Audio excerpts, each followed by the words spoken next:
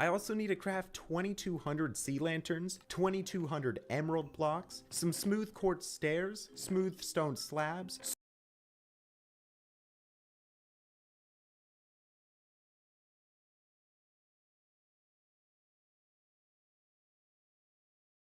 this tutorial and build the farm. Perfect, let's just wait here to get some honey. Next I need some obsidian, slime, composters, and a ton of other blocks that we won't really go into. Oh, did I mention 54 beacons? Now that everything is collected, I think we should create an area to begin sorting all of these items. And it's time to stop putting it off. I need to get building. Now, if you're also wanting to build this storage, there will be a Lightmatica download in the description, but you need to watch the rest of the video to know how to put the items into the storage, or else it won't work. I have been working for a couple of hours now, and I noticed a few problems. This storage is creating a massive shadow over the land beneath, and if any mobs spawn down there, then there's a chance they can pick up some of the items as they flow by in the water streams. The easiest fix to this is to place a bunch of extra sea lanterns on top of the water streams to prevent the mobs from spawning. Anyways, now that the shadow problem is fixed, we need to address the fact that all of the hoppers are incorrect. Look at this, these hoppers aren't even connected. That means I'm gonna need to break all of these hoppers and replace them the correct way.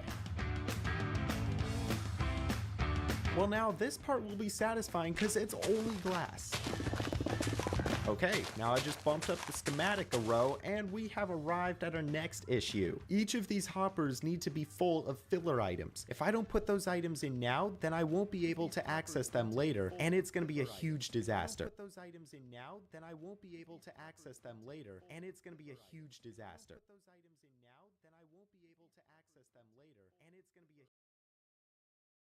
Use.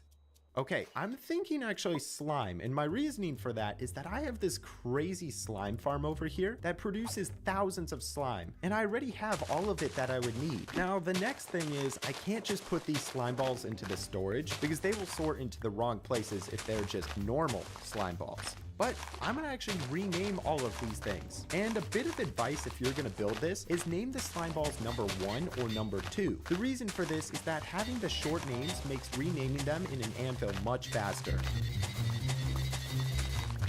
Well, now I'm done making the slime balls for the first layer. If my calculations are correct, I will be spending about 330 XP levels just renaming all of the slime. Now I need to put all of the slime into the hoppers.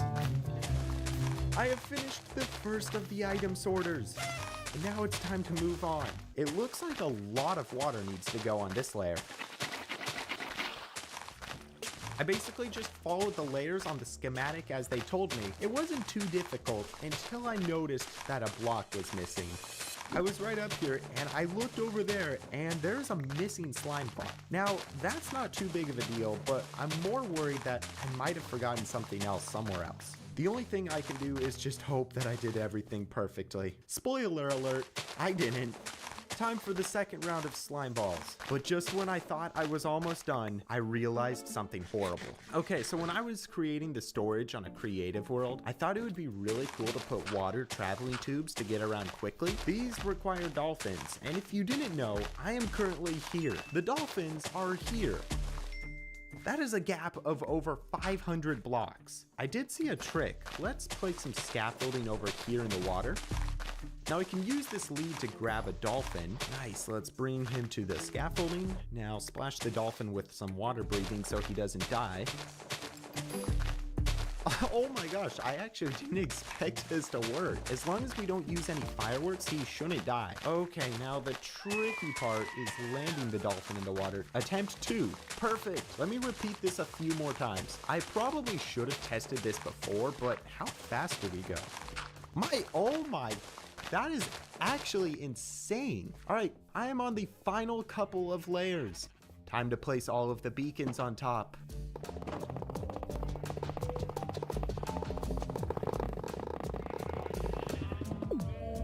Now that I was finished with building the storage, I thought that I had done the hardest part, except now I needed to collect 2 of every single item in the game. That includes the most difficult ones, such as blocks of netherite, enchanted golden apples, tall grass, and large ferns. I found that the best way to collect all of the items was to first create a creative world with every single item in the game placed on the ground. Then as you collect the items, you break the ones you have already done, and you repeat until you've done everything. Alright, blocks of netherite. This should be fun. Now I'm going to need some tall grass and large ferns. If you didn't know, you can't just shear the grass. It will only give you the normal versions. To get the actual item, you need to go to Spruce and Savannah villages and check every single chest. Every village has a very small chance of actually having the items inside of them. Oh my gosh, finally! I spent hours looking for those. Next up, we need deep slate emerald ores. I've heard that these are really rare, although I think I have a method of finding these that should make it a bit easier. First, I'm gonna need some TNT. Okay, next we need to go to some 1.17 chunks. Because I started my world on 1.16 and updated through the versions, the chunks from each update should still be there. Okay, I think these are 1.17 chunks. Now look at the biome. This is the only biome that emeralds spawn in. And because we're in the 1.17 chunks, emerald ores spawn much more commonly, meaning all I should do is place some TNT and hope for the best. There's our first. That wasn't even that hard. There's the second. Hey, and why not get a third for good luck? I now need all of the types of dyes.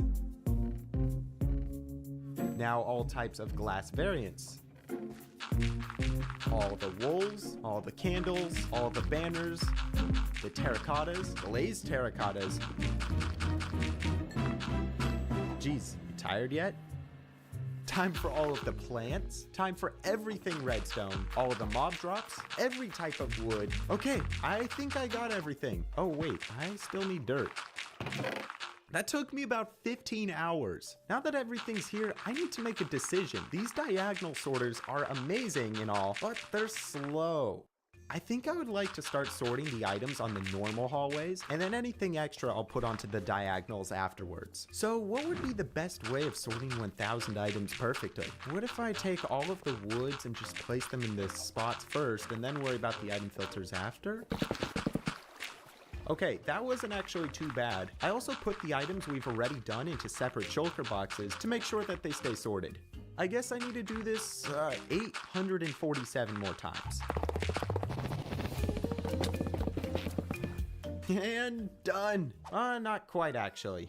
Now I need to put all of these items into the filters or else they won't actually sort properly. I think the best way to do this will be to do one row at a time. Here, let's get this full row of items. Now I think they're also sorted into the proper order. Perfect. Now I'm gonna just go outside and place these into the backs of the filters of the hoppers. Well, that's one side done. I gotta do this 17 more times. I guess if I were to put any of these items into the system, they should now sort properly. I just have to sort the other 2 sides as well. I have all of the items in the correct order. I honestly thought this would take a lot longer. You know, this is true dedication. I collected every potion tip arrow that exists. This required brewing hundreds of potions and combining the right ingredients to make all of these. Oh my gosh. Let's go. After 150 hours of planning and building the storage system, I had finished just like that. But now there was one more thing to do. I needed to test it. I have all of the extra items from building the storage. If everything works correctly, I should be able to put these items into the center and it should all get perfectly sorted. The moment of truth. Flick this lever. I'm gonna let this run for a half an hour and see if everything sorts. It has been half an hour. I really hope it worked. Okay, everything went correct. There should be only shulker boxes in this chest. If there are any other items in here, then it's broken. 3, 2, 1. Are you kidding me?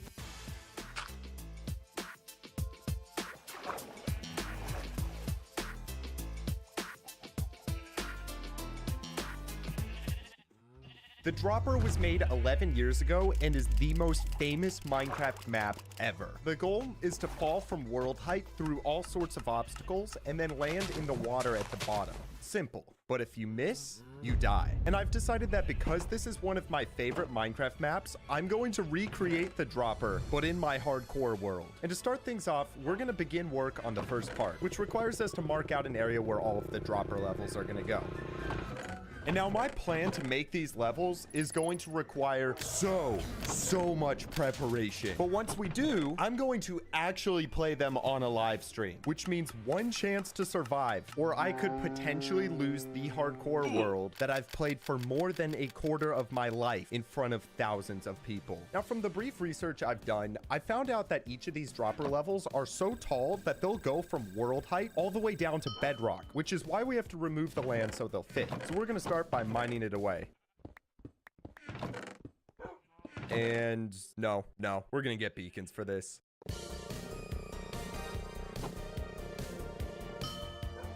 All right, awesome. So now I have the haste effect and we can just start mining the mountain away. And the plan for removing the mountain is to first flatten all of the land to one level. So I simply downed the hours, just hand mining, digging, and chopping until eventually everything was cleared. Almost everything was cleared. Okay, now the entire area is flat. Okay, so the original reason why I hand mined that land was because I wanted to be neat and tidy with clearing everything. And also I thought it would just look satisfying. Yeah. Well, that satisfying clip you just watched took me 7 hours to record. And the blocks I just removed are only about 5% of the entire area. It was clear that mining the blocks was not going to cut it. So we need a faster method. And in the past, when I made similar projects, I've used TNT bombing machines to clear out the area. And originally, I didn't want to use these because they usually leave the walls messy, but we should be able to fix that later. So let's quickly get the redstone items for the machines. And then all I have to do now is follow the blueprint. Also, I'm gonna make 2 of these because that'll help make the entire process go quicker. All right, and here we are. To start these machines, we just have to come up here and mine the redstone block. Okay, it's moving. Please don't destroy everything. Yes, it seems to be working. Now, things were looking good. With the redstone machines running, I just have to watch them and remove all the lava and water by hand. Which for now, wasn't too bad. But this is a 4th wall break from me, the narrator. I'm in the future. Past me still does not know how bad this project is gonna get. Ooh, you know what? I'm also gonna collect the emerald ores because they're kind of cool. And why not if it's basically free? Okay, and there's our first bit of lava. Can just use these buckets to remove all of it. And then also all this obby has to go. And as the hours ticked on, I was making exuberant progression by getting many diamonds, emeralds, clearing blocks, and my inventory. Well, there go all of our emeralds. But eventually, the machines cleared most of the hole, at which point it was time to remove them. So we just finished removing the machines. As you can see though, the walls are still kind of ugly. So I want to get some beacons down here so that we can come in from above and just start mining all this edge stuff away. The upper stone was going quick and easy. However, the lower deep slate was a bit tougher to remove because it's much slower to mine. So I had to first build some more TNT machines to explode as many blocks as possible. Then once the machines ran as far as they could, I had no choice but to go in there and hand mine the rest of the blocks. Which made me want to. However, eventually, I finally finished. Okay, wow. It's finally cleared. For you guys watching, that was only a few minutes, but this hole for me took 4 real-life days already. Also, I'm just adding this stone floor in because I thought it'd look cool if everything was flat.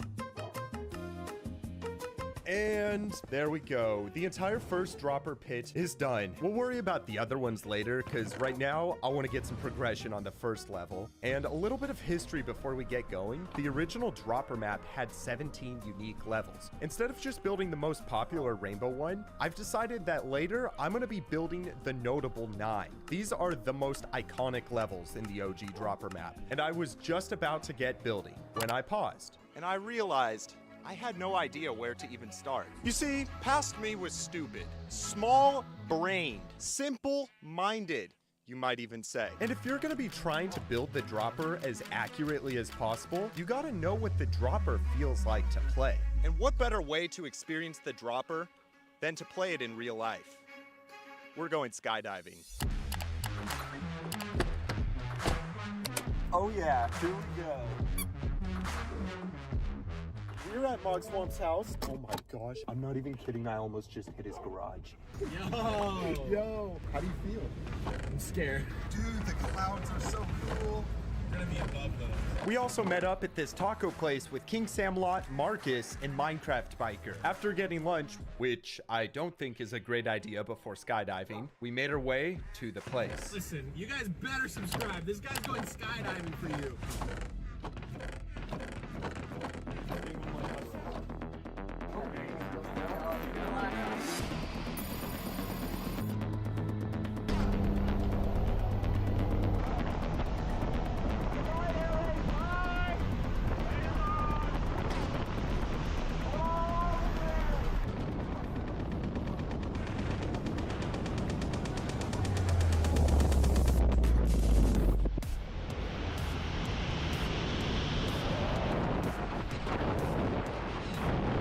All right, as I'm falling from 15,000 feet, I want to tell you about the sponsor.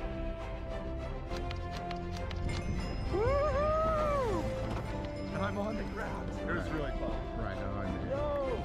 Yes. Thanks again, and until next time. Thank you so much. That was awesome. Well, I have now jumped out of a plane, and it finally made me realize how to build these levels. I would even say that it unlocked my true brain. I did not want to die when playing the dropper in real life. And so my takeaway from that is that I should also try to not die when playing the dropper in Minecraft.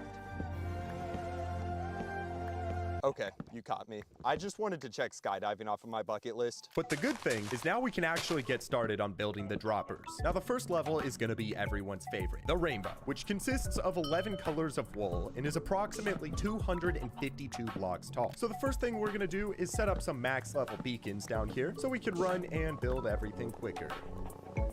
There's 1, 2, 3, 4, 5, 6. Yeah, that's nice. That's nice. Should have all these effects no matter where we are in this pit now. And that means it's time to start building. So that's why we're going to place these shulkers and grab as much of every color of wool as I have at the storage. And I know I also have more in the industrial district because I have this little sheep farm, which has been running for the past 50 years. So we can just take all this and load it up. And with all my wool collected, it felt good that I was finally going to get to build the levels. However, things wouldn't stay like that for long.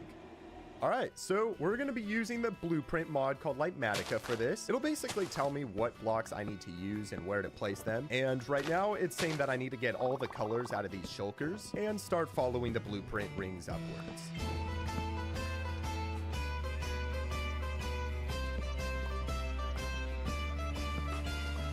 Okay, wow, that's actually looking pretty sick already. I can't even imagine what this is gonna look like when it gets all the way up there. And so I followed the blueprint for about 30 minutes and everything was going well until I ran out of blocks. Are you serious? That was already a full shulker? I mean, it looks cool already, but we're gonna have a serious issue with all the blocks, especially for the rest of the levels. Okay, I don't have a choice. We got to do it. We got to build some farms. I guess it wouldn't be one of my videos without building some over-the-top farms for all the blocks we need. So I think we can safely say that we have finished the beginning chapter and can now enter the farming chapter. Produce farms providing produce to procure the drops. Oh my! Which is going to consist of making 3 powerful farms. The first is a sheep farm for wool. The second is an automatic wither killing machine. And the last is a piglin bartering system. You're wondering why we need those last two. You see, I've been doing some thinking. All of the dropper levels combined are going to consist of hundreds of thousands of blocks. That will take a long time to build. So we need to be as smart as possible about this, optimizing wherever we can. And if we use speed 2 beacons, those cause you to move 20% faster. That could mean countless hours saved in the long run. However, the issue is we will need hundreds of beacons to cover the rest of the land. And right now, all my beacons are currently tied up in another build. So the wither killing farm should solve this issue by allowing me to make a bunch of beacons. Problem solved. No, our problems are not solved because withers require wither skulls and soul sand. I don't have any soul sand. Which leads us to the first farm we're gonna build, the piglin trading farm. If you don't know, piglins have an 8.71% chance to drop soul sand when bartering with them. We actually have a bunch of piglins trapped here, but I have no way to collect the items other than this.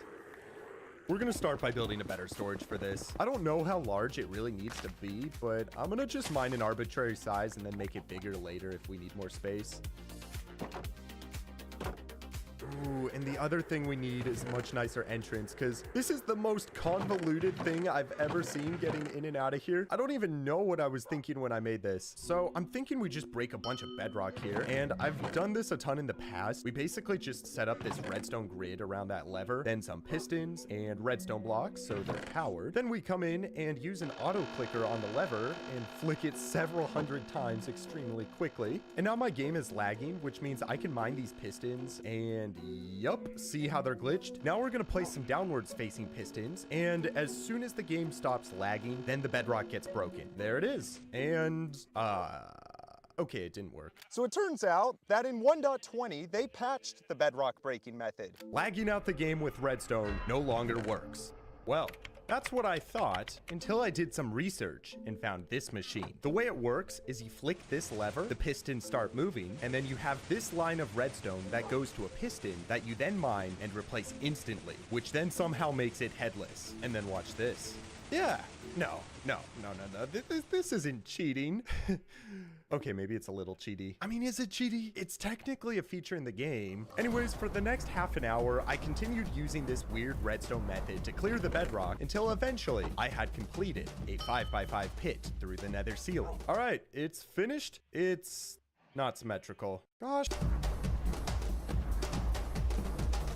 I cleared more. And now it's symmetrical. Okay, so we have our entrance. Now we're gonna get building on this storage. I did all this on a Discord call, and my friend JVHan was generous enough to design this storage for me. So can we just go ahead and spam the comments with, "Well done, JVHan." He'll find that funny. Well, anyways, let's get the items for the storage. Oh my gosh, did I just get every item we needed in an edit that took me over an hour to make? Was that edit really worth an hour of my life? Yeah, I would say so, because I want to make this dropper video cool. Once all the items were collected, I made my way back over to the bedrock hole and began work on following the design JVHan had sent me. And all being said and done, this was pretty easy to build. And once I loaded the item filters up with every possible item that piglins can give, I had completed the first farm. All right, I know you guys are wanting to see how this works, so I just moved a bunch of gold over here from the gold farm. And we're gonna start with just 5 shulkers of golden ingots for these pigs. So I chuck it to them, and then 256 piglins now pick up the items, and let's go down below. You can see that when they drop the items, they get pushed down here and across this ice, which then loads it up into shulkers. And the best part about all this is that it's just so over the top. We only needed it for soul sand, which we 100% accomplished, but we have all of these other items, which are just going to be so convenient for the rest of the future on my world. So now that the first farm is completed, let's move on to the second one, which we need for the beacons. The automatic wither killer. The way it works is you stand here, place soul sand, then thousands of withers are summoned, which they then begin to entity cram and will eventually die. After which you collect the nether stars, and this design will kill about 4,500 withers every hour, completely AFK-able. And overall, this is a pretty simple farm, all except for one thing: this bedrock cube. You see, the only way this farm works is by trapping withers inside of bedrock. And this bedrock has to be a perfect 3x3x3 cube, or the withers will escape. Now, you might find it surprising, but bedrock is not a block you're supposed to be able to collect. And unfortunately, I'm not that good with following YouTube trends, so believe it or not, I don't have bedrock in my world, which means we have to find the 3x3x3 cube somewhere. Now, this is easier said than done because finding an exact bedrock formation is extremely rare, but I had an idea to find one of these forbidden cubes. My plan was to first leave my world and make a backup so that I could go onto the backup and enter creative mode. After that, by removing an entire layer of bedrock, I was able to find some 3x3 structures and mark them with a pillar. And once I had a bunch of those, I removed that layer of bedrock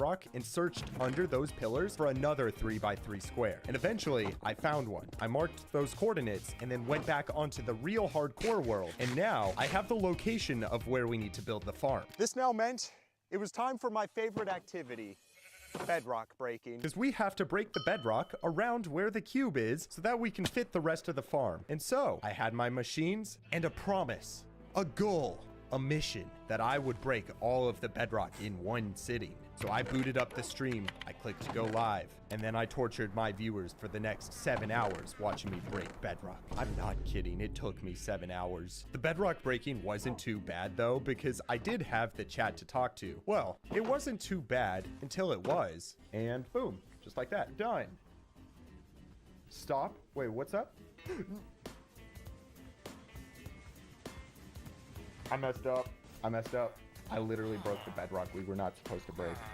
I had one goal: break the bedrock around the 3x3x3 cube. I had one job and I somehow messed it up. Now, fortunately, this wasn't the end of the world, because I tested the farm with those same pieces of bedrock broken and it still worked. So let's just be careful to not break any more of it. So the hours ticked on, and layer by layer, I got closer and closer to finishing removing all of the bedrock. And then it was the final countdown for the last couple of pieces. You know what?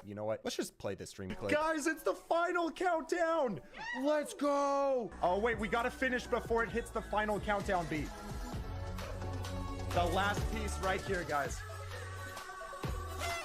It's done. We finished, everybody. Yes. So that was the copyright-free version of the final countdown. And now that all of the bedrock is removed, that was actually the hardest part. And then building the farm and stocking it with skulls and soul sand was easy because we already had all that collected. Once everything was finished, the final step was to run it and see if it would work. Here we go, guys. In 3, 2, 1. See if this is working. It's spawning them. Oh my gosh. Look at how many it's spawning. Oh my gosh. Oh, they're attacking. They're aggroing those guys. Look at how many there are. Literally, look at them dying. Oh my gosh. GG's everyone who stayed here the whole time. It's safe to say that the farm works and is pretty good. We literally just ran it for like 20 minutes and already have an entire shulker worth of nether stars. This might just be the most valuable shulker I've ever had in this world. All right, let's go take this to the storage. And now we need to get 5 shulkers of glass and 3 shulkers of obsidian, because now we can craft an entire shulker of beacons. Holy, that is actually just insane. No, this is too much. I mean, it looks like I cheated. It's just too much. So we now have the second farm completed, and we should have enough beacons to cover all of the land in beacon effects. Now, we just have the final farm to make, the sheep farm, to get all of the wool required to build the levels. I want to quickly do some math with you guys. We currently have this sheep farm, which produces about 500 blocks per hour. Now, I have a blueprint for all 9 of the dropper levels we're going to play, and I added up all of the wool, and it equates to a total of 550,000 blocks. I'll go ahead and give you a couple of seconds to guess how many hours this farm will take to get all of that. It's 1,100 hours. Yes. New farm time. We're gonna build this farm, which produces more wool than the entirety of the United States every year. Statistically, I did calculate that. Anyways, this farm is gonna do the job. So let's get the materials for this farm. Oh no, that's a lot. You know what? We're gonna start on the bottom and work our way up. Wool, 1 crafting table, 1 cake, 2 emerald blocks, 3 birch signs, 8 blue ice Hennessy pickles, 16 spruce benches, 2 quartz stairs, 64,316 scaffolding, 2,314,000 sea lanterns, 63 billion observers, 114 duo trigentillion chests. Okay, maybe not that last one, but it's a lot of items. I just collected all of them except for the hardest ones. The first of which is about a shulker and a half of honey blocks. And right now, we definitely don't have enough at the storage. So let's check the honey farm from a while back. And oh yeah, that's definitely enough. And that should be all of it. Next, we need 2 shulkers of packed ice. And for that, I'm gonna go to my normal spot, the frozen ocean.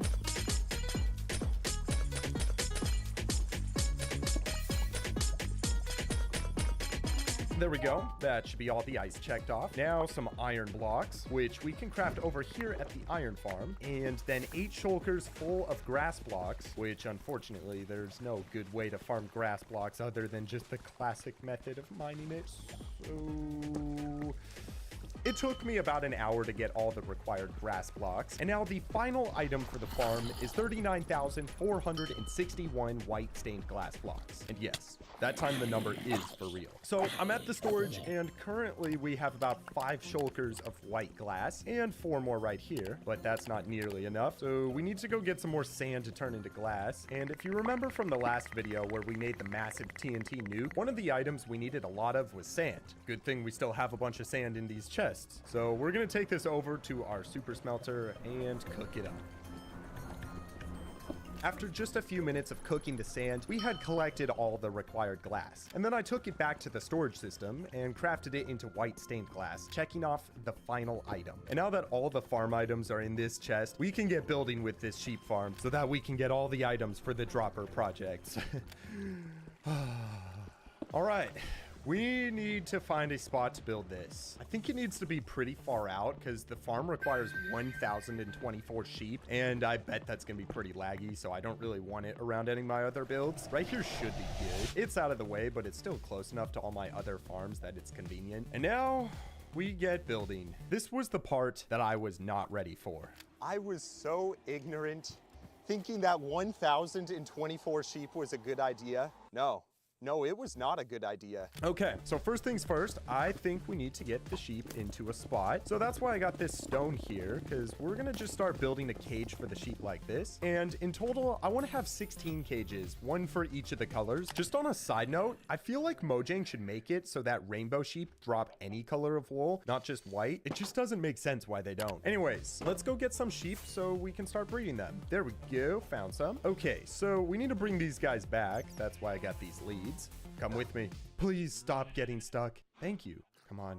Let's go. Come on. Let's go. Let's go. No, we have to take them over the entire ocean. Wait, no, this is actually better. Yeah, because they don't get stuck when they're in the water. So I took the sheep the rest of the way back and then got 8 into the cage, which is perfect because that's a power of 2, which means we can breed the sheep up pretty quickly. So now we have 12, and 5 minutes later, I bred them again, and now we have 16. I'm gonna just have to continue breeding these guys, but in the meanwhile, let's expand the cage to make 16 in total. 1 for each color of sheep. And that should be good. I bred the sheep up a few more times, and then once I had enough, I started to move 2 babies to each of the chambers. After that,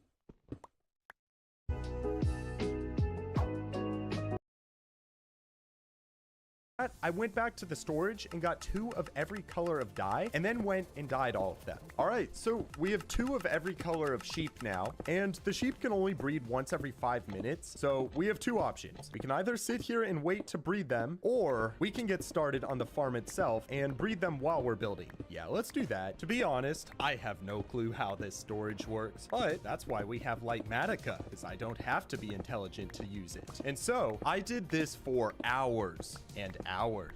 Oh, also see how there are wrong colors in there? For some reason, it seems like the sheep can somehow breed through walls. How does that work? Well, as I followed the blueprint and bred the sheep, a couple of days into this, we eventually had 64 of each sheep color. We're gonna stop breeding the sheep for now and begin working on the main chunk of this farm. As I built up the first couple of layers, it was here that I started a live stream, and overall, things were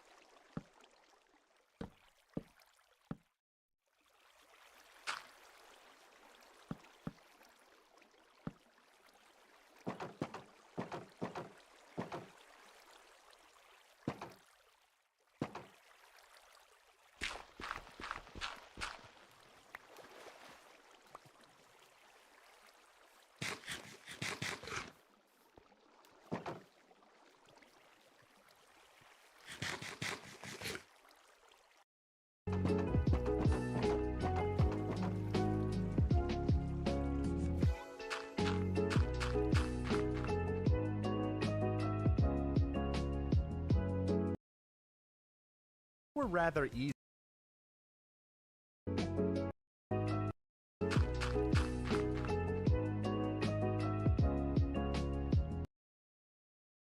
Anytime there are blocks, all you have to do is follow the blueprint. However, sheep.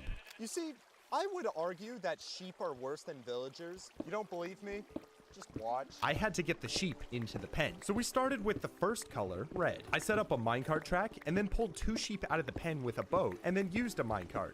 And then used a minecart, and then used a minecart, and then the sheep went up to the cage. Mission accomplished, right? Wrong, because these sheep are on the trapdoors. They cannot be on the trapdoors. If I could trace all of my life problems back to one point, all my stress, my anxiety, my bad diet, my tax event, it would be right here. Okay, I think we have to break the trapdoor so he drops. Okay, good. He fell down. Now we have to place that back. I don't think I can. Okay. Water. Please push the sheep. That's not gonna work. Eventually, after a bit more trial and error, the only thing that did work was to break the blocks in the middle so the sheep could scoot over, and then I placed the trapdoor back. And there we go. 2 sheep are done. Only 1,022 to go. With no choice but to continue adding sheep in, I made the decision to first break all of the glass from all of the chambers. Then to speed things up, instead of using boats to move the sheep, I used only minecarts, which then meant that when breaking the minecarts, it was slightly quicker getting them in. Seriously, any amount of time saved is gonna be huge. There we go. Nice. Great. Nice. Yes. Nice. And that is the last red sheep. Okay, that took like 2 hours to get all the red ones in. However, I am getting a little bit quicker at actually getting them in, so I really hope that the next color isn't as bad. Let's set up a row of rails and then send a bunch of them up at once. Okay, then I think we just break a couple of these at a time and then follow me, guys. Perfect, perfect, perfect. Okay, yes. I mean, this is certainly quicker, but overall, it's probably gonna still take me several days. Those are all of the orange sheep in. 128 out of 1,024 in total. Next, we have the yellow sheep. I'm setting up the rail, and now I'm gonna just send exactly 32 up at once. That's how many go in a row, and I can do that by just counting how many minecarts are in my inventory, so it's pretty efficient. Okay, no, they're going back. What are they doing? Okay, they're going back down. Okay, I have an idea. Let's set up a couple blocks here so they drop down onto these rails and that way they don't go back. Oh, yeah, I have to power it. What the heck is happening here? Here, I'm gonna break that. Nice. Again. Wait, what? No, where are they going? That is so cursed. It's a cube of sheep. Eventually, I got the sheep out and kept adding the yellow ones into their proper spots and then was able to check all of them off. I then moved on to the lime green ones and did the same until there was just one left. Holy cow. This is the last one. Oh, yes. That feels good to be done. And now, that is the first layer done. I only have to do all of that 3 more times. As I moved on and built the next couple of layers, again, the blocks were easy to build. And as I arrived on the next round of sheep, I set up rails beforehand and had a much better time scooting them in with minecarts. I went from taking about 5 minutes per sheep at the beginning to about 10 seconds per sheep on the second layer. It goes back to a motto I believe in, that if you do something enough times, you will naturally find the most optimal way to complete that task. This is the perfect example of that. And so as the hours ticked on, I got the next few colors of sheep in and was beginning to find a good rhythm as I finished the second layer.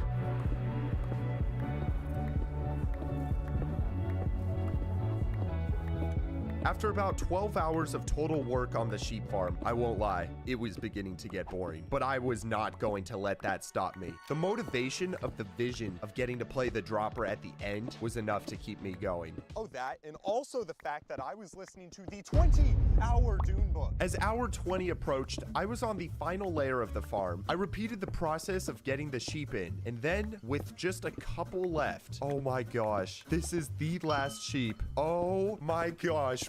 We just have to cover it all up. The final few blocks. Yes. Oh, yes. All 1,024 sheep are in the farm. It's done. It feels so good to know that I never have to look at a sheep again.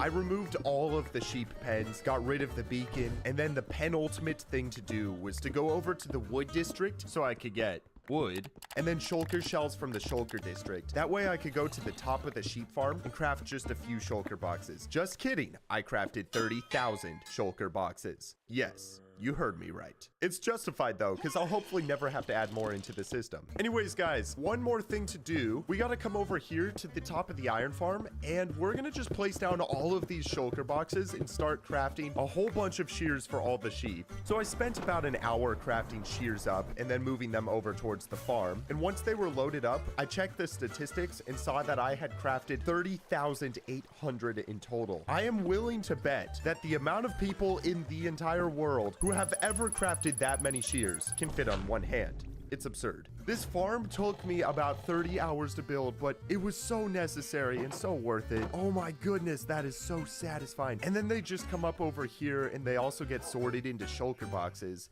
So that should mean that in a couple of real life days, we should just have enough wool for all 9 of the dropper levels. Oh my goodness though, I forgot that we're actually gonna also have to build them later.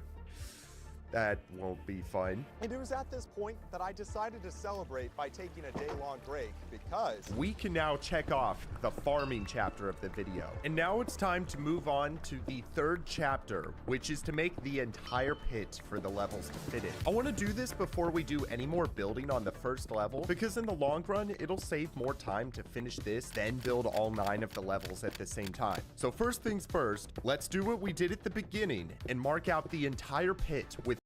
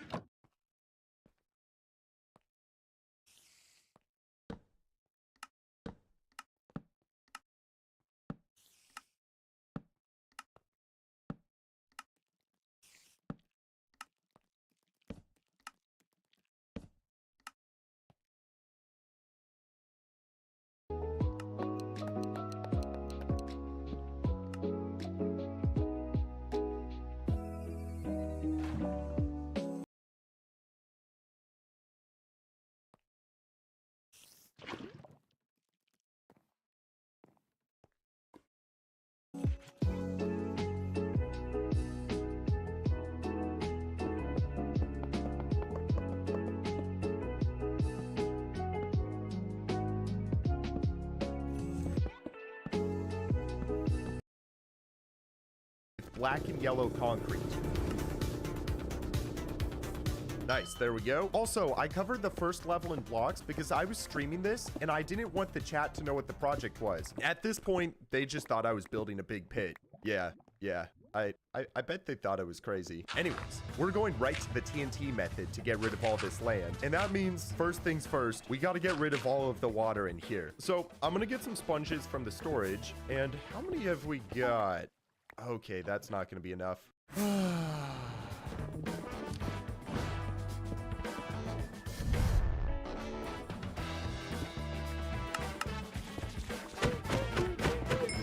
So, I just spent 2 hours getting these 9 stacks of sponges. So with my new sponges, I traveled out to the region of land where I had to clear all of the water. And I usually have a couple of methods for clearing the water, but the main one is to place gravel rows about 5 blocks apart. That way I can go in and spam the sponges around. Wait, what do you guys think will happen if I put this sponge here in the water? It's only 1 block. Do you think it's gonna get wet or stay dry?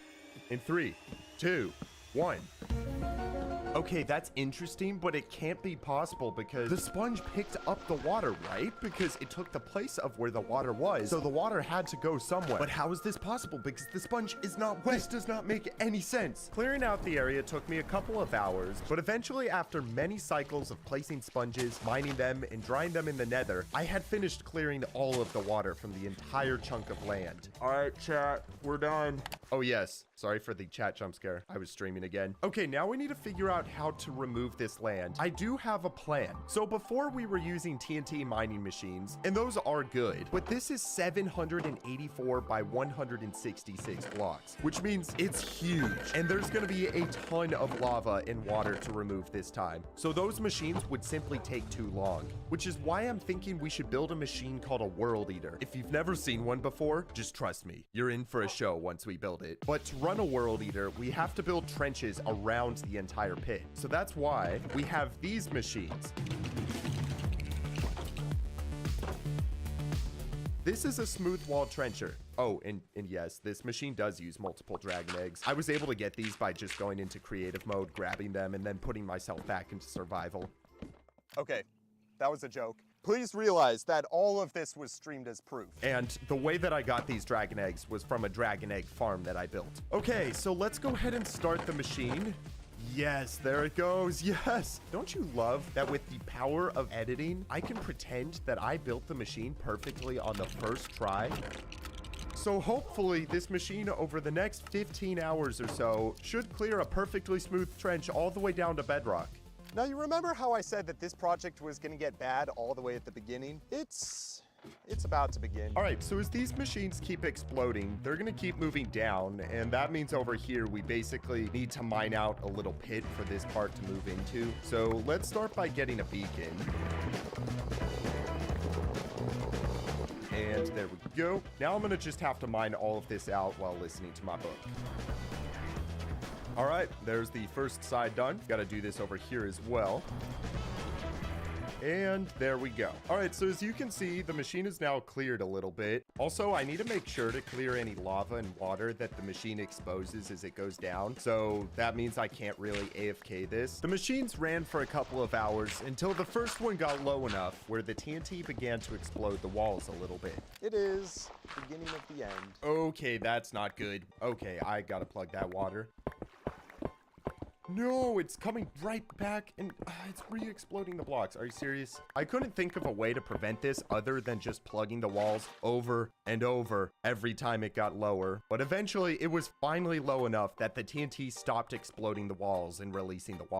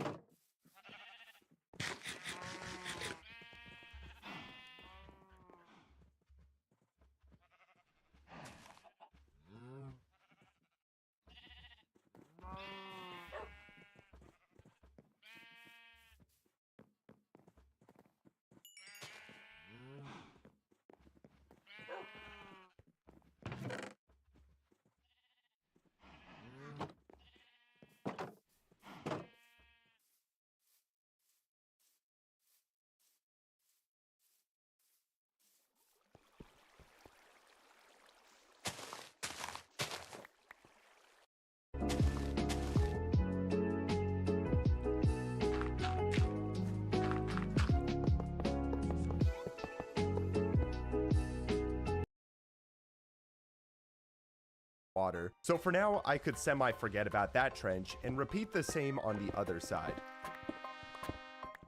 Okay, so that's our first bit of lava, and why is there so much obsidian? Seriously, why? Like, who put this here? Oh, I guess for the lava, we have to go back to our bucket strat. All right, that means we're gonna have to go to the iron farm and craft some buckets. And yes, this is the ultimate flex. We have so much iron that I don't even care about these buckets. All right, there we are. All of the lava is gone. No, there's so much lava. Now, remember how I said it would take about 15 hours? Well, as the machines exposed more and more liquids, I had to pause them and then spend so many extra hours clearing all of the lava. Okay, I think I got all of it. I think I did it. No, why? There's so much water. Are you serious? I cannot express to you guys how much pain the lava and water caused me, other than just saying how long all of this took. Seizure warning. Those are days going by. Days. Literally Minecraft days. 20 minutes every single time. However, as the machine on the first side got lower and lower, I did eventually get to the diamond level, which sort of made the pain more tolerable because at least I was getting rich from it. Oh my gosh. It's been like 5 real life days since I started clearing this trench, but we are on the last couple of blocks. Wow. Look at this. That is nice to see finished. Oh, we can just tear this down finally. I do have to start one more machine over here on the short side. Oh, you know what? Let me also get rid of the beacon over here. Can I make that? Yeah, I think I can make that. Ooh, okay. I wasn't wrong. After I cleared the beacon, the final 2 trenchers continued working their way down. I made sure to clear the lava, water, and obsidian, which was exposed along the way. And let me make it clear, it was not any better on any of these 2 sides. Normally, I would not want to show any of this in a video because it's boring, but I want you to experience my pain just for a little bit so that I can make you suffer and maybe I'll feel a little bit better about myself. I should have gotten all of the... Finally, with just the last side left, I was about to clear this huge pit of lava when suddenly I found something peculiar.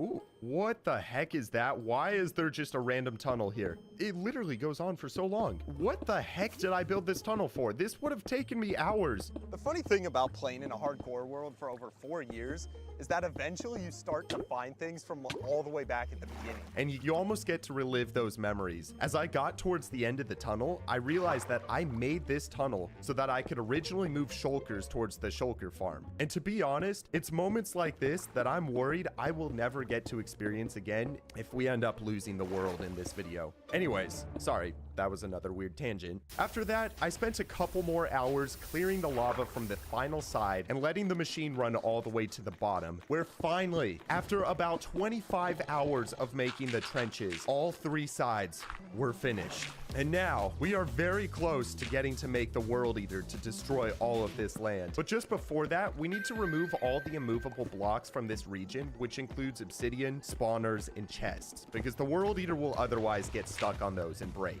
So that's where I came up with this plan to locate all of the blocks with 100% certainty. I grabbed a copy of the land and then went on to a creative world where by using World Edit, I removed all the immovable.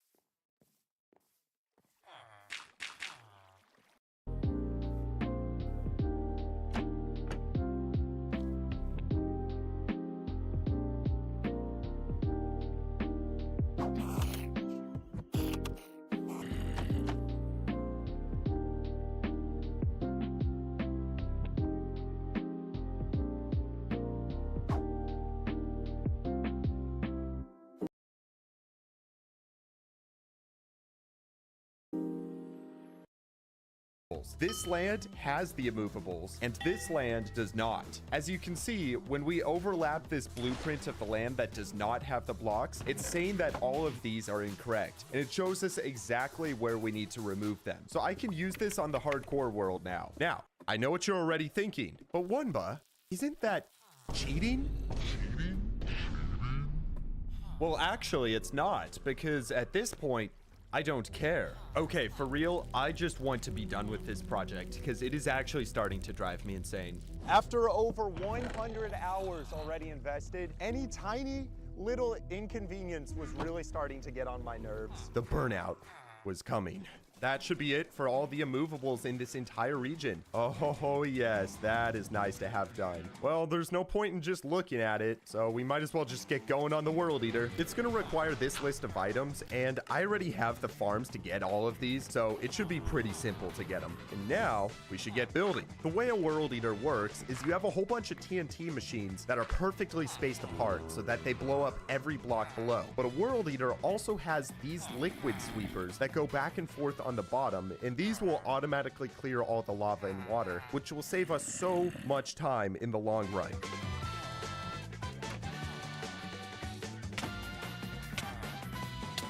So by following the schematic on the World Eater, building up both sides didn't take too long. I also just want to shout out Fallen Breath, who is the designer of this machine. There's going to be a link to the tutorial in the description, so please go show him some support. Once the machine was done, there was just one last thing to do. All right, guys, are you ready to rumble? Looks like 64% of people have faith that it is going to work, and 36% of people think it's not going to work. This will be the first ever time that somebody has ever had a World Eater work first try.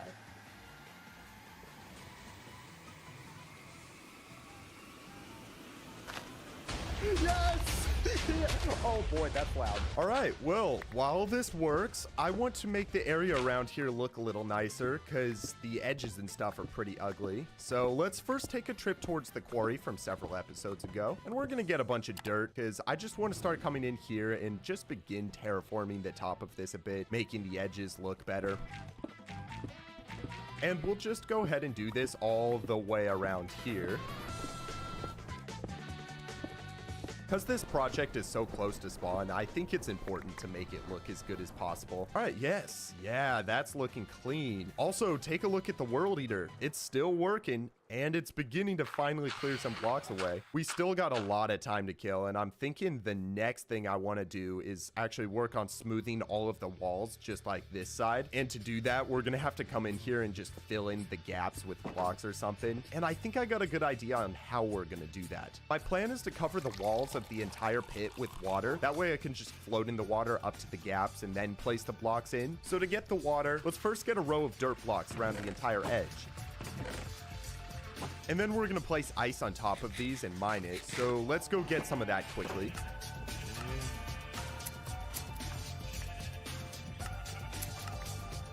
Okay, perfect. We got the water in. Now I'm gonna mine this dirt, and that's gonna start releasing the water. Yo, this pit looks crazy with the water. Oh my, that actually made it look so much cooler. Okay, now I really want to see what it looks like after we fill the walls in. We're gonna take this stone here from the storage, and I guess we just gotta start filling it in. You know, coming in here and just placing blocks.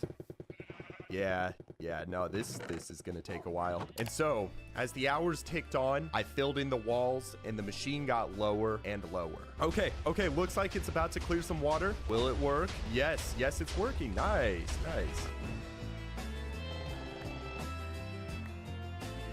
And also, look at this first part I just flattened. It's looking nice. What the heck are you? What did I just watch? Yes, look at that. That is the whole side done. No, are you kidding me? Yes. Somehow, the entire machine broke, so I had to rebuild it. And then after that, continue work on flattening the walls and letting it run.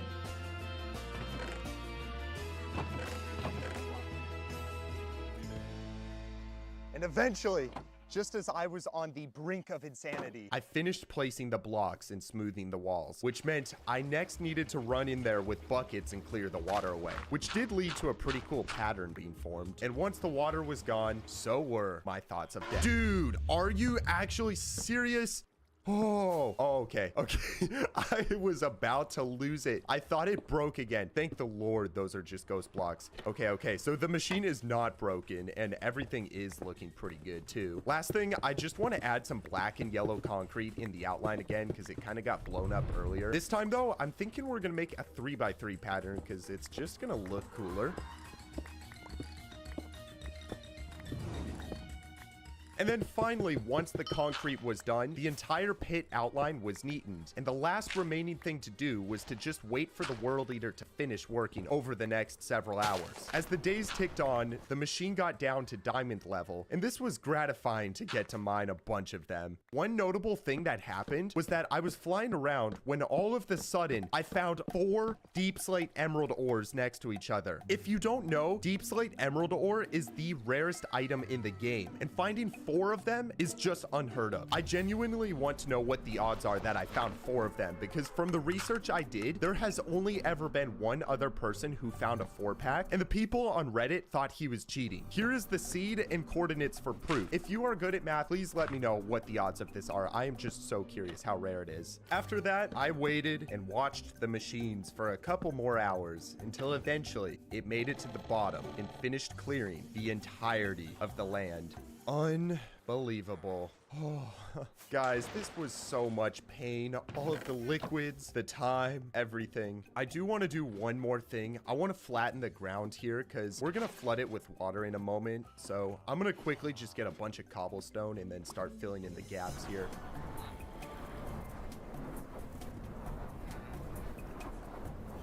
Oh, yes. I just finished. That looks pretty hype. All right, we're going to flood it with water in a moment. But first, let's get rid of the World Eater. Wait, no. Please, stop. No, it's destroying the floor. No, what do I, oh my gosh. That was too close. Okay. I'm legitimately dizzy from that. Okay. I mean, at least I didn't die. That should not take too long to fill back in.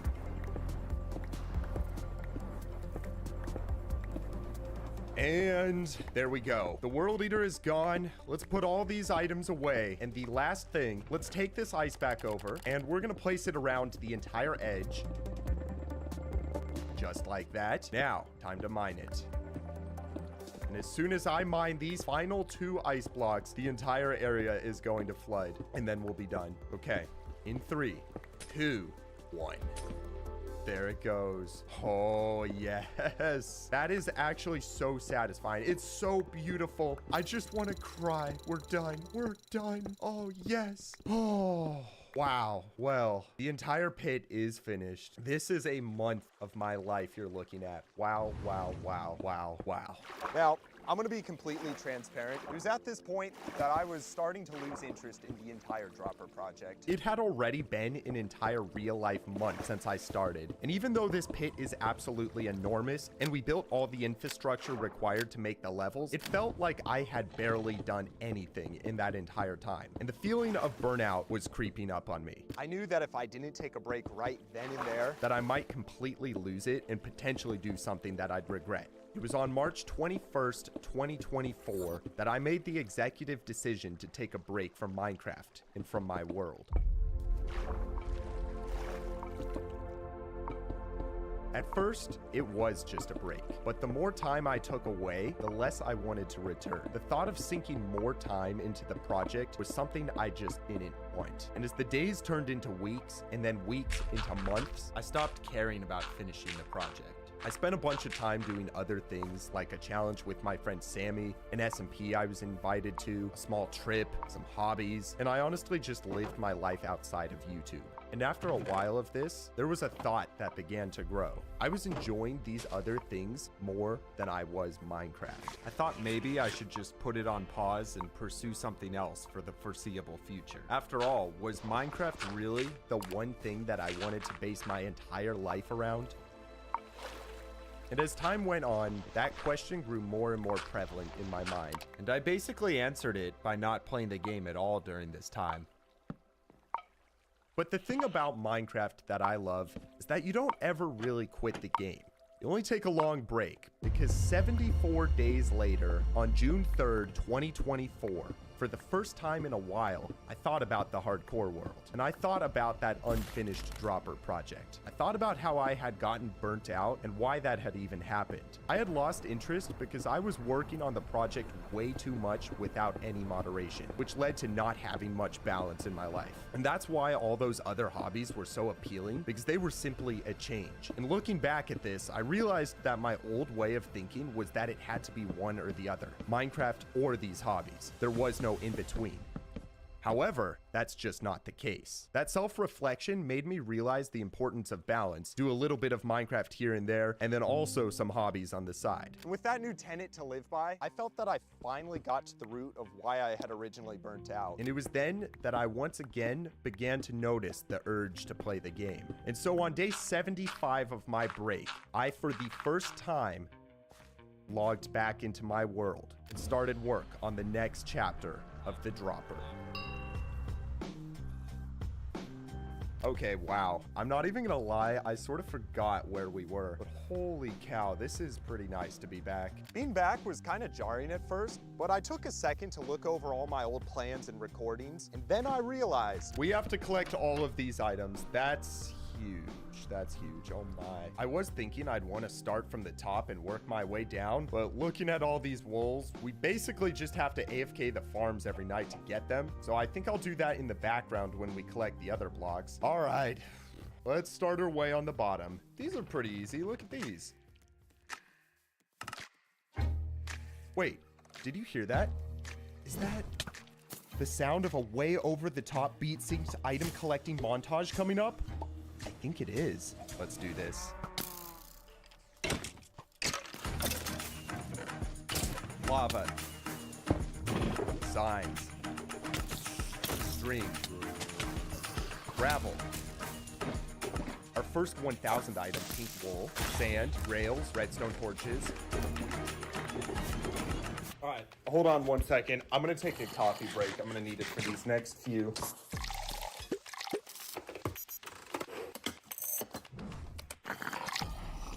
Some oak planks, grass blocks.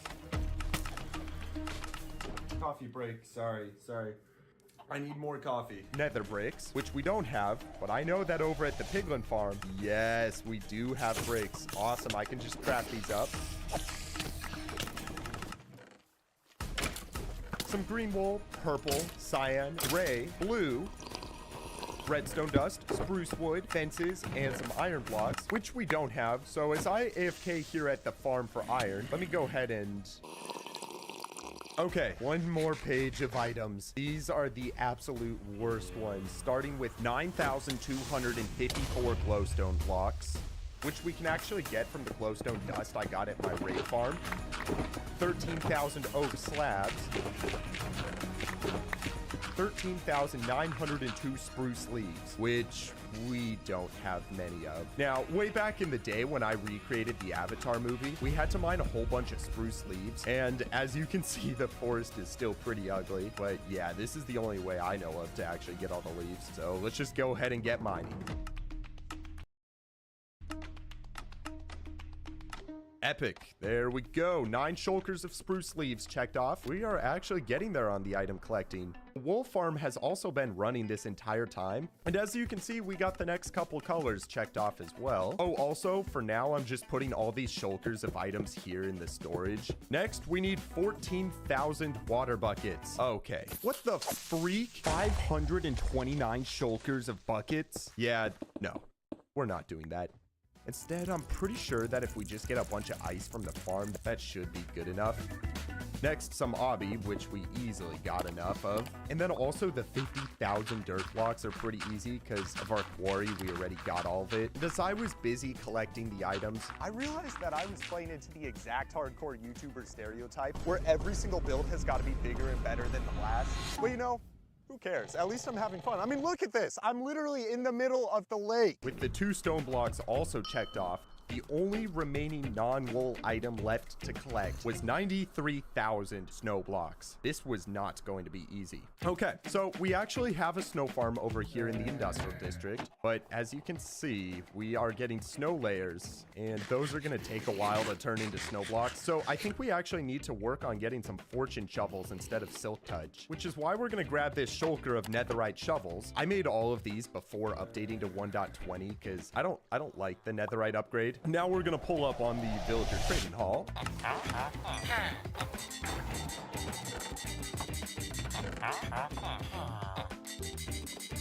Many people say that I don't need 16,000 levels. And you know what I say to them? Yes, I do. Just for moments like these. I just spent 1,000 levels making all of these shovels. Anyways, now let's get going on getting the snow. 93,000 snow blocks is equal to 54 shulkers full of snow. So we should have enough shulkers here and just have to spend some time filling all of them up. But it was only about 5 minutes into mining the snow that I realized this was gonna take hours. I had a 4-minute timer on my phone, and every time it'd go off, I'd stop mining and then craft the blocks. And each time, it wasn't even a full shulker of blocks. This was just not going to work. So insecure, afraid, and alone, thought about my life decisions. And then I did what one does, and I called my friend JB Han. Hello, yo. So we both know that this is the dropper project at this point, so Wait, what? You're doing a dropper? well, so one of the levels I think is a snowy level. It requires 90k snow blocks. I think you're in dire need of an upgrade. This is 4 modules, obviously. If I turn it on. Oh my gosh. My frames are.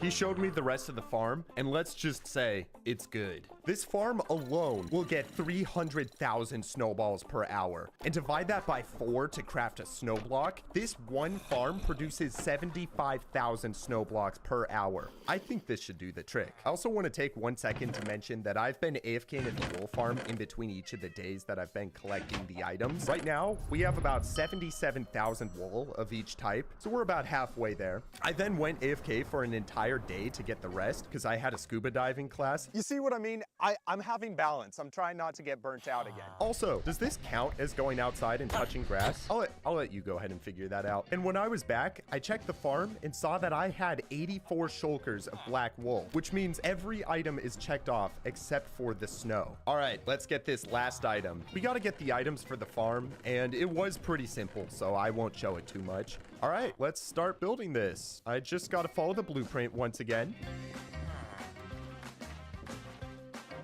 Okay, so this layer I'm not too excited for. We have to get hopper minecarts on top of each one of these hoppers and then push blocks into them. It's gonna take a while, but I got an idea on how we're gonna do it. I'm gonna place some rails like this and then put the minecarts on. Now we gotta remove the rails and then push ice into them, just like that. Next layer. Oh, wait a second. How do we remove these rails? Okay, you know what? We're gonna temporarily get rid of these slabs, and now I should just be able to mine. Oh no.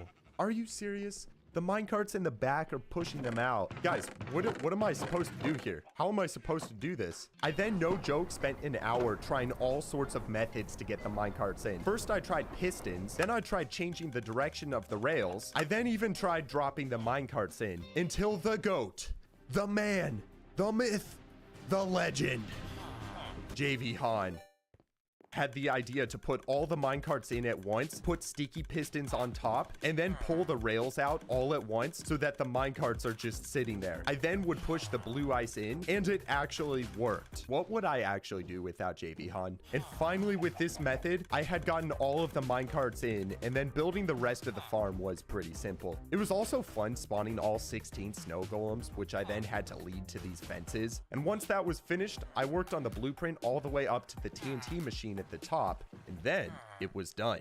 All right, we're gonna bring the shulkers over, and we need to fill all of these up with snow, and then we'll be done. Are you ready to see how powerful this farm is? We're gonna start it in 3, 2, 1. Okay, it's going. So this works by using pistons to push the snow golems into the middle, which they then cover the blocks in snow layers. The TNT explodes the snow and then drops the snowballs, which are then instantly picked up by the hoppers and shot out down below. Honestly, I don't even know how someone thinks of designing a farm like this. This is just insane. And look at how fast it fills up the inventory. This is just absolutely ludicrous. It's so stupid how quick this is. Okay, so I just have to sit here and craft the snow blocks up for the next hour or so. So I'll do that and I will see you when it's all done. And there we are. That's the last one. Let's go ahead and turn this farm off and mine all these up. We're gonna bring these over to the storage and look at how many items we collected for these droppers. Here, you know what? Let's mine everything up.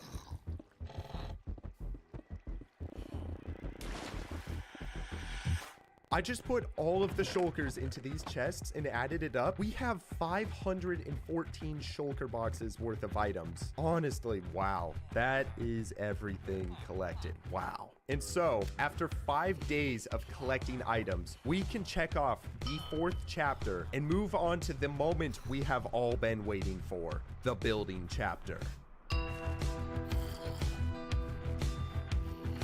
Oh, it's finally time to get to use all the beacons we made the farm for. And we're gonna start by just getting these in, because again, speed 2 makes you 20% faster, and this will save us a ton of time. So that's the first beacon. Now, I have this mod called Mini HUD, which basically shows the beacon range, and we're gonna use this to place the beacons the exact right distance, just like this. And also, when we're placing the beacons in, I'm just making sure to check the dropper level schematics up above to make sure that they won't get in the way. Let me go ahead and quickly get the rest of the beacons in.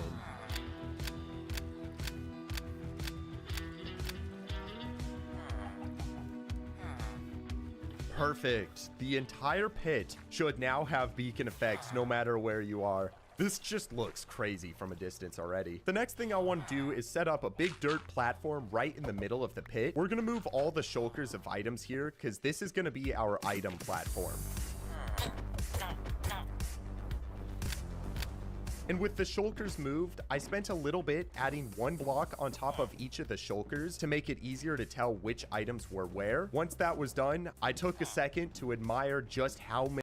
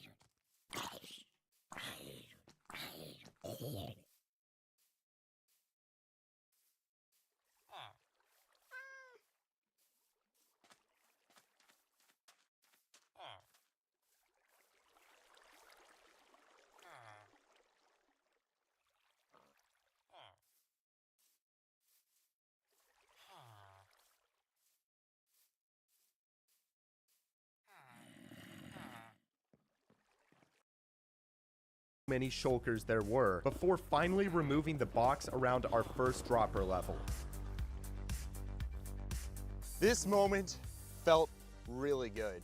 4 months ago, I started this project, and now began the part that I was excited for the entire time. All right, so here we go. We have 9 levels in total to make, plus a pretty cool optical illusion at the end. But I first want to go ahead and just finish up the rainbow level. So for that, I believe we will need 1 shulker of each of the wolves here. And then once again, just gonna follow the blueprint. Now, the thing about this level is that it starts quick, but the higher I go, 2 things begin to happen. 1, it gets wider, which means I slow down. But 2, phantoms start to spawn. And let me tell you, the phantoms while building all of these levels made the entire process so annoying. However, we actually need the phantom membrane that they're dropping for the final level, so I can't just sleep to get rid of them.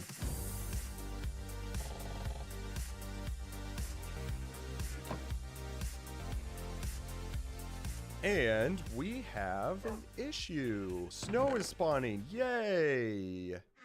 That was sarcasm. Guys, this is looking so cool, but before we do any more levels, we need to figure out what we're gonna do about that snow. So, how would you get rid of snow that's going to spawn over the entire area? Yeah, it's not that easy. So I actually asked you guys in a community post how you would do it. And there were a couple of interesting suggestions. Crescent suggested adding torches everywhere to melt the snow. Mink Icy? Mink Icy? MN Icy said to add a glass layer at build height. That way you don't really notice it. USA Science suggested adding string at build height. Just Jojo said you can use bone meal on the whole thing of grass so that there are flowers and grass will block the snow. And then finally, SpeedCat6993 said, your mom. Yeah, I don't think that last one is gonna work. Looking over our options, I don't want to place torches everywhere because that's gonna look bad. String is a good one, but I suspect that placing it over the entire region would be very difficult, which leaves us with placing a glass layer. All right, we're gonna take a moment from building the levels and go get a bunch of glass for the roof. Based on my calculations, this land is 166 blocks wide by 784 blocks long, which multiplies to 130,144 blocks of glass we'll need, or 76 shulkers full. And looking at what we have at the storage right now, yeah, we definitely don't have enough. And also, we don't have enough sand anymore. Actually, can you cook red sand into glass? I don't know. I've never tested it. Okay, though. We're gonna run the sand farms we made last time for just a little bit. To do that, we gotta replace the sand here and then start the machine up. And right now, this farm makes 108,000 sand per hour. So if we start up a second one, that's gonna be twice as quick. And honestly, that is more than enough for me. So while I just sit here and wait, I am going to finally do my late taxes. I wish that was a joke. And once we had about 3 double chests of shulkers worth of sand, I moved them all to the super smelter. And this is where things went downhill. You see, at some point after I made this giga super smelter, it broke. Items were getting stuck in the system, shulkers weren't loading properly, and minecarts would mysteriously just stop. So of course, I right away fixed it. No, I didn't fix it. I procrastinated for the last 10 months since I built it. Now, I don't want to bore you guys too much, but I finally did lock in, and I spent about 3 hours clearing the system, adding new minecarts, and then running everything. And instead, I'll just show you the highlights. All right, I think I got it all working. I just have these 4 remaining shulkers of sand to cook. Now, theoretically, I should just be able to put these into the chest. And yes, okay, so it's unloading right now, and it is actually working. That's perfect. Oh my gosh, look at all of those furnaces working. This system can cook an entire shulker of items in 10 seconds. There are literally 1,728 furnaces cooking. And as you can see, we got 4 shulkers of cooked glass. That is perfect. I am so glad that I finally just sat down and fixed this thing. And with all the glass for the roof collected, it was pretty late in the night. And so I went to bed, concluding day 1 of the build process. Day 2 of the build. Okay, so we have all of the glass here. This is definitely more than we'll need, but we now need to place this in. And even though it's just a glass platform, we're gonna use Lightmatica to place it because overall, it'll just be quicker. I don't know how long this will take, but I'm gonna just get going with it.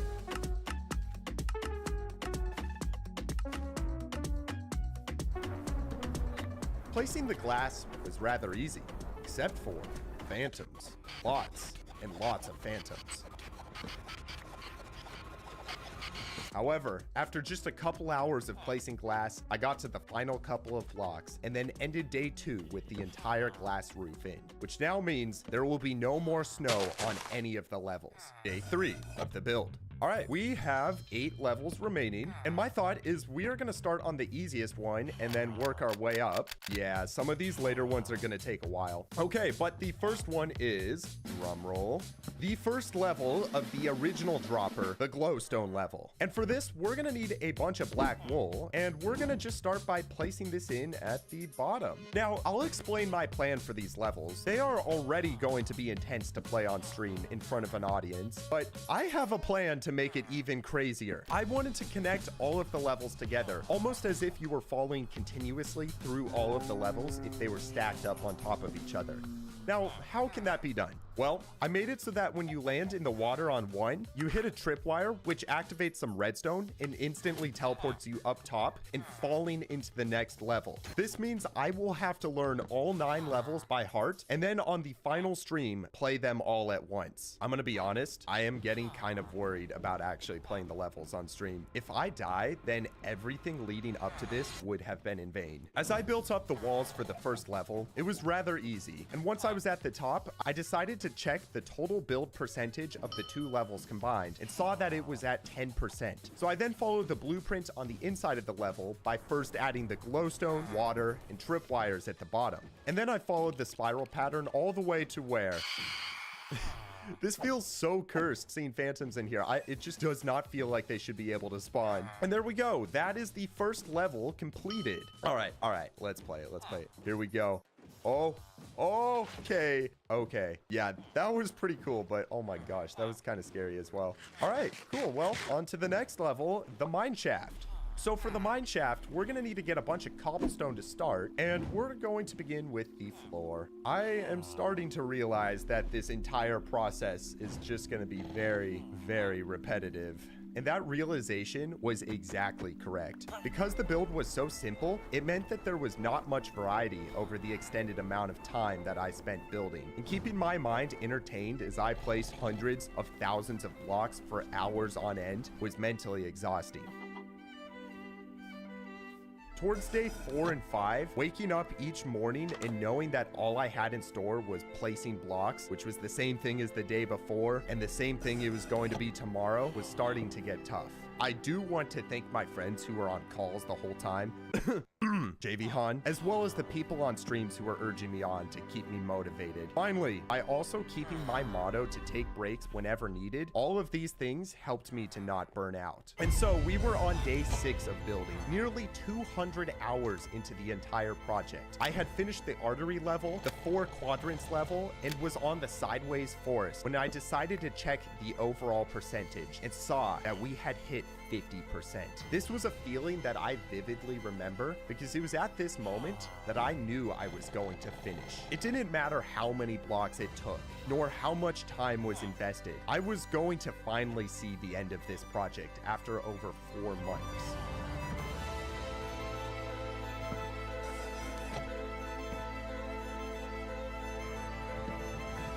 And that's one thing that I like to spread on my channel: perseverance and determination. I like to tell people to set hard goals and to stick to them, because that is the type of thing that will build character long term. And I can't be preaching that if I don't do it myself. So on day 8 and on day 9, with that thought in the back of my mind, I sunk so many hours into the kitchen level until it was finally finished. And then, on the final day, day 10, I once again checked the percentage and saw that it was 90% completed. I built the floor on the final level,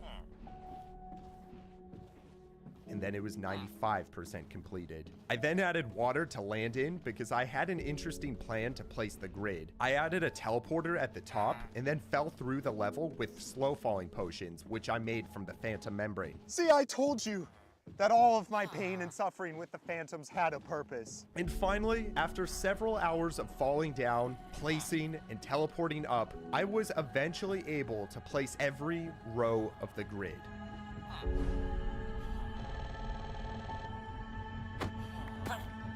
And as the final block drew closer, I knew that my time on this project was coming to an end. And that's when the memories of everything that had gone into it started to flood back. Hundreds of hours, months of my life, all of the planning, the skydiving, the calls, the late nights, the people on streams who believed in me, the help from others, so much had gone into this project, and I was right at the finish line. I finished the illusion, the redstone, checked everything, removed the beacons, the shulkers, and then finally, the dirt platform. We are done. We're done.